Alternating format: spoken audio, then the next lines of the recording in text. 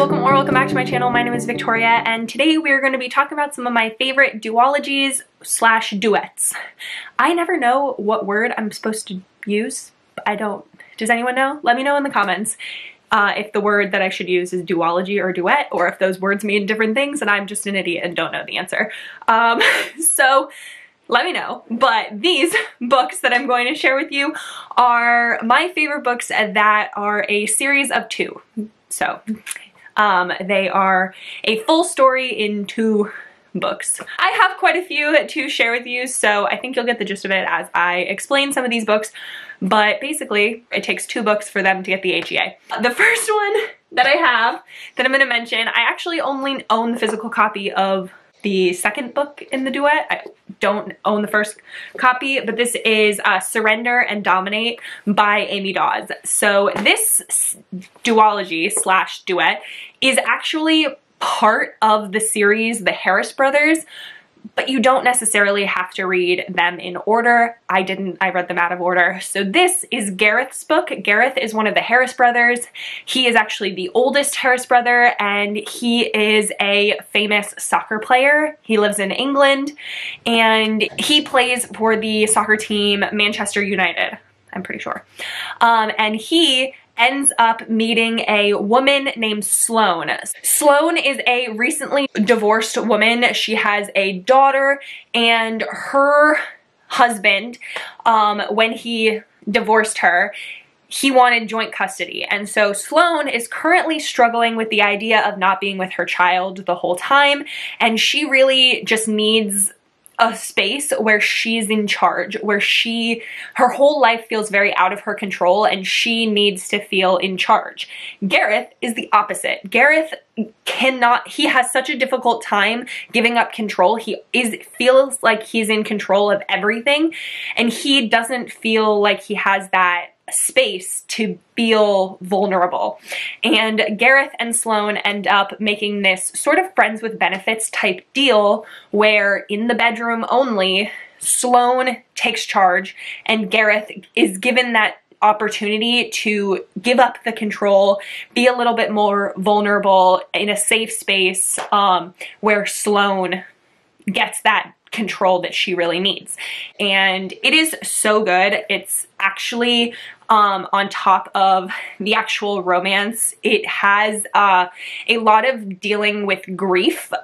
Gareth's mother died when he was a child, and he was the person who was very much helping his mother while she was dying. His father could not handle it. His father really stopped being a father when the mother got sick, and he couldn't handle it, and he very much separated himself. And he also couldn't handle seeing the woman that he loved so much being ill and like getting weaker, and so he very much kind of like distanced himself from the world. And Gareth, as a like 8-year-old, 10-year-old, was responsible for taking care of his mother. And he has a lot of anger towards his father and also a lot of emotions that are unresolved from the death of his mother. And so this book deals a lot with his feelings about his family and his parents. So you do see the other brothers in the series, but like I said, I read them out of order, so you don't necessarily have to read them in order. Just know that you will see the other brothers in the series and get a little bit more of the background on the family and the father's distance while they were children. So Gareth, as the oldest, remembers that distance and that problems that they had as children the most. And that plays a large impact on it. So trigger warnings for grief and loss of a parent. But I absolutely loved this duology, duet, whatever you want to say. And it was very, very emotional. And I thought that Gareth and Sloane developed their relationship really well. And they really liked the give and take of control. And they found a time and a place to be what they needed for each other and feel that vulnerability in a safe space. And I absolutely loved this duet, duology, whatever you want to say. I'm going to say that the whole video. I don't know what to call it, but so good. The next one that I have is the Hate-Love duet. This one is, the first one I think is Falling Out of Hate with You. And then the second one, I believe, is Falling Into Love with You. I think that's right. I could be wrong and they could go this way, but whatever. So these are rock star romances. They follow Adrian Savage, who is the lead singer of a band that I can't remember what the band is called. But he and his band are on tour with Layla Fitzgerald, and they are both rock stars. Adrian Savage, he is kind of a bad boy. He very much is that like rock star vibes, and Layla is newer to the music industry or newer to the fame, and like I said, they're on tour together, and Adrian and Layla end up having this very hate-love type feelings towards each other. Adrian finds her really, really attractive. He likes her, but he also, like I said, he's kind of a bad boy, and so he like doesn't want to. There's a lot of very much back and forth between the two of them, but basically point is that they both really bug each other. They both really push each other's buttons, especially Savage pushing Layla's buttons. Basically, Layla and Savage are both trying very much to not be with each other while also wanting each other, while also hating the fact that they want each other, while also dealing with all sorts of drama of being on tour together, of being signed by the same record label, of the jealousy that they feel when they see the other person with somebody else, even though they don't necessarily want them to be with them. It's like a lot of drama in this duet.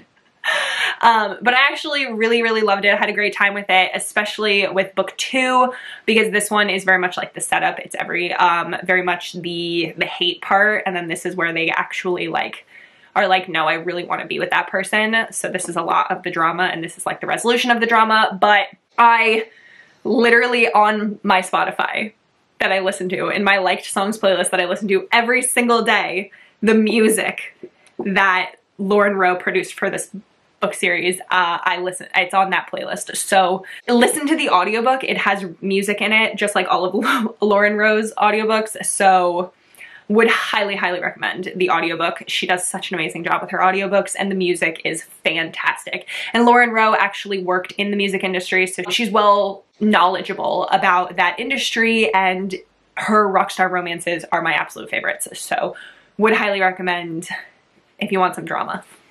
The next one that I'm going to recommend for you is Lola and the Millionaires. This is part of Catherine Moon's Sweetverse. It's just like with Surrender and Dominate. It is part of a larger series, but these two go together. And I actually would highly recommend reading the first book in the series of the Sweetverse before reading Lola and the Millionaires. It's called Baby and the Late Night Howlers. A lot of things that Lola deals with in Lola and the Millionaires happens and is explained in Baby and the Late Night Howlers. So I highly, highly recommend reading Baby and the Late Night Howlers before reading the Lola and the Millionaires duet. But either way, Lola and the Millionaires is absolutely amazing. It is a Omega-verse romance, and it is about a woman named Lola who is a beta, and she had always wanted to be an Omega. She wanted to be special, and she felt the Omegas were special. But then in the events of Baby and the Late Night Howlers, she experiences a lot of abuse at the hands of alphas, and she is assaulted and sort of held captive, basically, by these alphas, and she is highly, highly traumatized by those events. And in the beginning of Lola and the Millionaires, in part 1, she is trying to get her life back together. It fully fell apart, and she's trying to get her life back. So she ends up getting a job at like her dream job location, but she's really nervous about it because there are going to be alphas there, there are going to be men there, and she's very uneasy around men, particularly around alphas. And so she decides to actually go for it, and on one of the first like weeks that she's working there, she ends up getting stuck in an elevator with these 3 or 4 alphas, alpha males, and she has severe anxiety, she has panic attacks, she has a lot of trauma and the overcoming of that trauma throughout the series, or throughout the duet. And she ends up joining or living with a pack of men who are helping her. And she has a lot of up and downs throughout the series of her dealing with her trauma and her anxiety and her stress and everything from what she went through, while also these men developing relationships with these men and also having them protect her from a threat that's coming to her. So it was an amazing series. The emotions that are done and the way that the trauma is explained and the way that the trauma, the like overcoming of that trauma actually happens is so realistic, and I absolutely loved it. It wasn't just a she's fine now or she fell in love and so she's happy now. It was a constant back and forth struggle of her wanting to be happy but having this thing hold her back, of going up and feeling so good one day and then the next day feeling absolutely drained and panic attacks and anxiety and everything. And it felt like a very realistic way of dealing with the aftermath of trauma and the fight to overcome that trauma. And I absolutely adored it and would highly, highly recommend it. The next ones that I have is the Anti-Heroes in Love Duet by Gianna Darling. So When Heroes Fall, I believe, is the first one, and then When Villains Rise is the second one.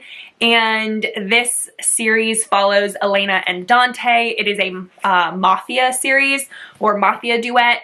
So Elena is a lawyer, and she sees the world very much in black and white.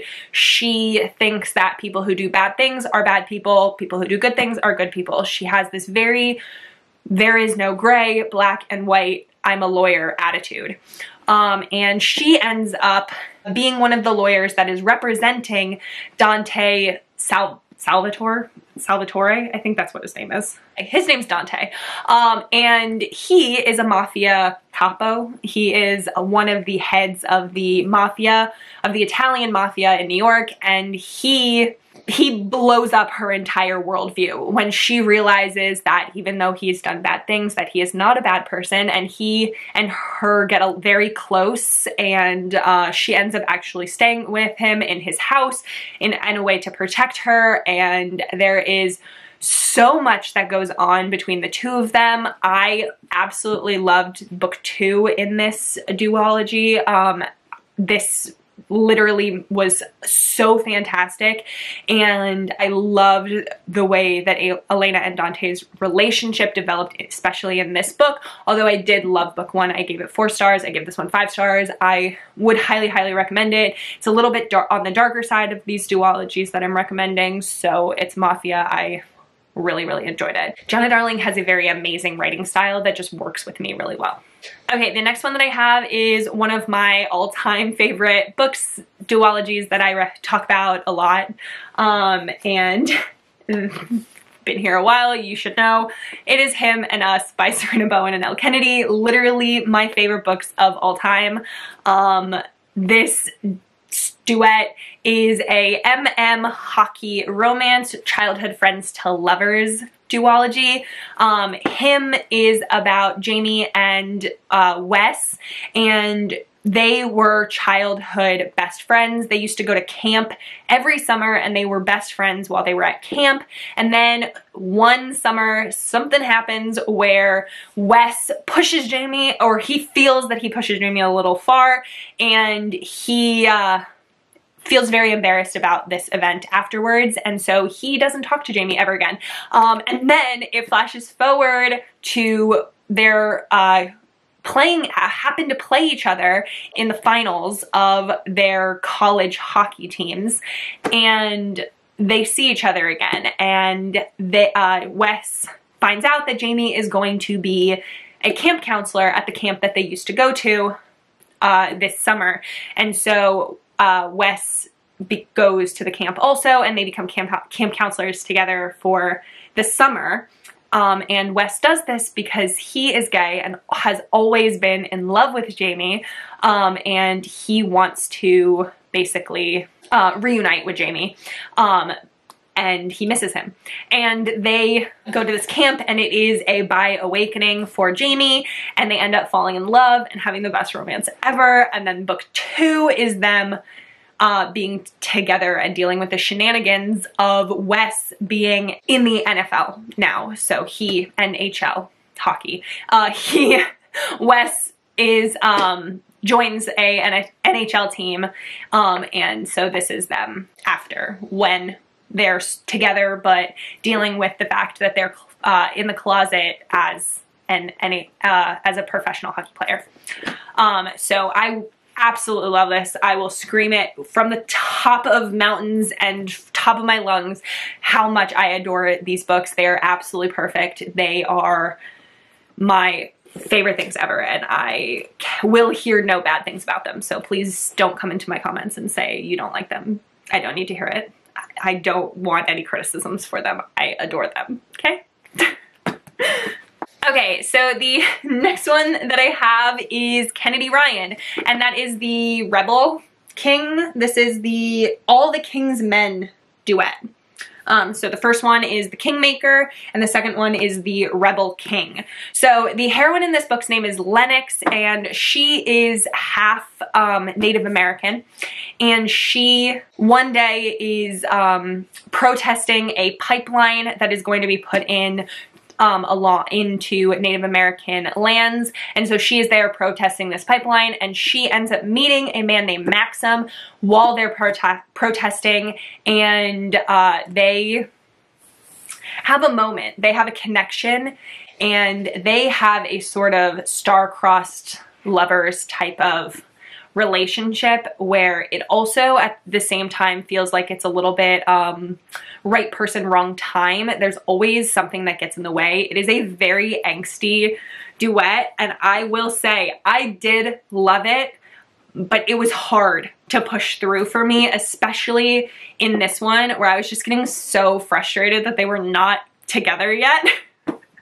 So this is definitely on the more angsty side, but it is absolutely beautiful. It's Kennedy Ryan. Her writing comes out. The important things that Kennedy Ryan just puts in her stories, she shies away from nothing, and she speaks only the truth. And I fully and completely applaud Kennedy Ryan for talking about things that need to be discussed that are not discussed, especially things like Native American women going missing, Native American women getting assaulted, and people not caring. And it was so emotional and amazing, and their romance is, like I said, it's like star-crossed lovers, and it's a beautiful, beautiful story. It's frustrating as hell, but it is a beautiful, beautiful story, and I would highly, highly recommend it if you want something a little bit more angsty, a little bit more emotional. The next one that I have is another hockey MM romance, and that is Heated Rivalry and The Long Game by Rachel Reed. I have a physical copy of The Long Game. I can't find it. I looked all over my shelves and I can't fucking find it. So I will put pictures on the screen of these books, but Heated Rivalry and The Long Game are, like I said, MM hockey romances. Heated Rivalry is a enemies to lovers sort of. It's sort of enemies to lovers. It's not really. They're more like rivals. So Ilya and Shane are both professional hockey players, and they joined the league the same year. They have constantly been pitted against each other by like reporters. They are always in competition for awards and things. It's always the two of them against each other, and so they know each other, but they're definitely sort of like rivals. They don't hate each other, but they're rivals, and they end up having a rivals with benefits relationship that goes into friends to lovers that spans over years. They spend years as like rivals with benefits that transitions more into like friends with benefits, that transitions more into actual lovers and them being together. It deals with the fact that they're both in the closet and that they are professional hockey players and that the whole world thinks that they hate each other. They have this very epic long-term love story that has to be kept a full secret because of their careers and because of their situations in life. And then at the end of Heated Rivalry, the book actually ends on a happy for now. The long game is Shane and Ilya actually getting their happily ever after, and it was everything that I wanted it to be. It was so perfectly done, and it just gave them the HEA that they absolutely deserved and that we all wanted. So I would highly recommend it. It is another hockey romance. It's friends to lovers, and it spans over a long time and deals with the fact that it's still incredibly difficult to be a gay person in professional sports, and I absolutely love it. So the last one that I'm going to recommend is the Pack Darling Duet by Lola Rock. This is one that I've read recently, and it is another Omegaverse romance. So this one is Pack Darling Book 1 and Book 2, and this one is about a woman named Lila. I think her name's Lila, and she is a orphan. She is a ward of the state, and she doesn't really have any sort of agency for herself. Her whole life is dictated by the council who keeps track of Omegas. And so these very powerful people show up to the Omega Center one day, and they basically blackmail Lila into becoming part of their son's pack, and their sons do not want Lila to be there. They already have an Omega, they have a male Omega, and they are happy with him. They do not want a female Omega in their pack, but their fathers are very, very powerful, and they don't really have a choice. And so Lila gets brought to this pack, and they bully the shit out of her. They do not like her, they do not want her there, and they definitely just bully her. And so the first book in the duology is a bully romance. They do everything that they can to try and get her to leave, to try and keep her just like away from their male Omega, away from them, to keep themselves away from her, because she is an Omega and she is very tempting, and so they're like, they don't want her. And then book 2 in the duet is them realizing how much they fucked up and groveling and changing themselves in order to get her back, in order to get her to forgive them, basically. And so they do everything like go to therapy and try and prove that they are changed, that they actually want her, that they were wrong. And I absolutely loved it. It was so good, and I had an amazing time with it and would highly, highly recommend it. That is the last one that I have, and I used to not really like duologies, but I've gotten to a point where when books are more than 2 books long and they follow the same couple, I get bored or I get like distracted. I don't finish series a lot, and so 2 books is perfect. It's a great breaking point, and it's a nice where you need like a longer story, but it's not like as drawn out as I feel like a lot of series that follow the same couple that are like 3 or 4 books long. And I don't have to keep as focused to try and remember what happened in book 1 when I'm on book 3 or 4. This is just book 2. I already knew what happened in book 1. And so it feels like a more easier way to get a longer, more in-depth story than just 1 book, and I don't have to read 3 or 4 books. So I've gotten to a point where I really do love duets or duologies, and that's all I have to say. So I hope that you can find one that you like and that you enjoyed this video, but that's going to be it. So please like it if you liked it and subscribe, and I hope you have the absolute best day. Bye.